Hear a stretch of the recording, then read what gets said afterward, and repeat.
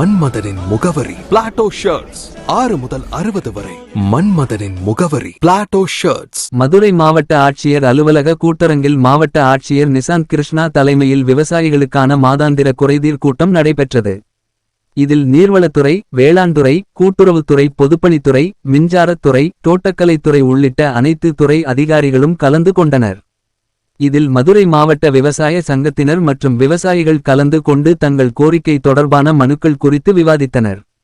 இக்கூட்டத்தில் பங்கேற்ற அப்துல் கலாம் அறிவியல் விவசாய மக்கள் பாதுகாப்பு சங்கத்தினர் மதுரை மாவட்டத்தில் நீர்வளத்துறை சார்பில் பாலம் அமைப்பதில் பல்வேறு முறைகேடுகள் நடைபெற்றுள்ளதாகவும் இது தொடர்பாக உரிய விசாரணை நடத்த வேண்டும் என கூறி மாவட்ட ஆட்சியரை சந்தித்து மனு அளித்தனர்.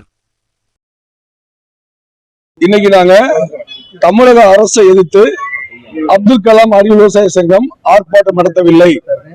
மதுரை கலெக்டரை எதிர்த்து ஆர்ப்பாட்டம் பண்ணவில்லை.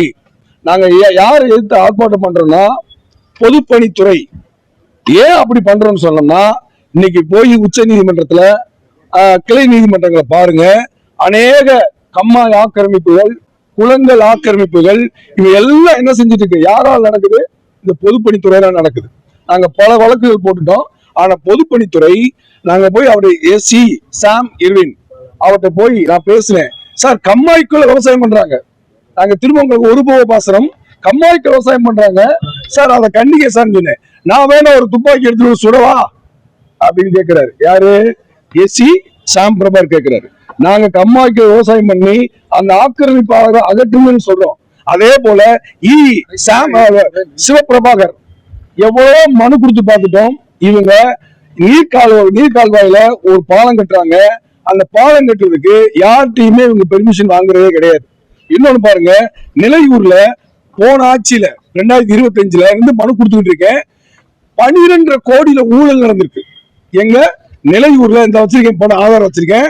12 கோடி நிலையூர் கால்வாயில பொதுப்பணித்துறை ஊழல் நடந்திருக்கு தைரியமாக. அதே மாதிரி திருமங்கலம் பிரதான கால்வாயில 2 கிலோமீட்டருக்கு மண் திருடப்பட்டிருக்கு.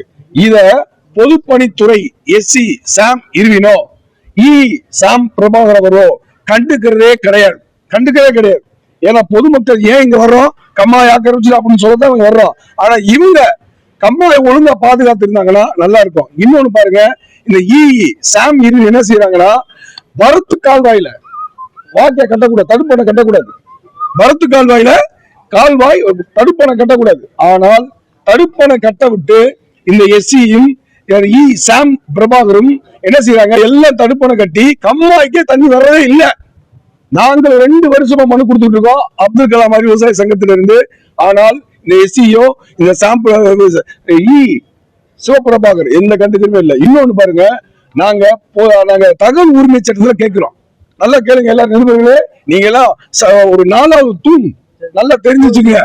அதாவது தகவல் உரிமை சட்டத்துல கேட்கிறேன், இப்படி நடந்திருக்கு பொதுப்பணித்துறையில.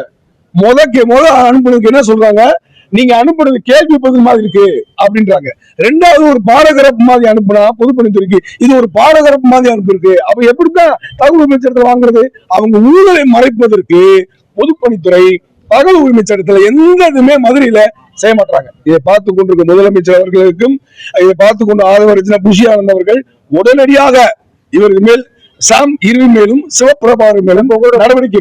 குற்றச்சாட்டு நீர்நிலைகளை பாதுகாக்க வேண்டிய பொதுப்பணித்துறை அதை பாதுகாக்க தவறுது. ஆமா, கண்டிப்பா தவறுது.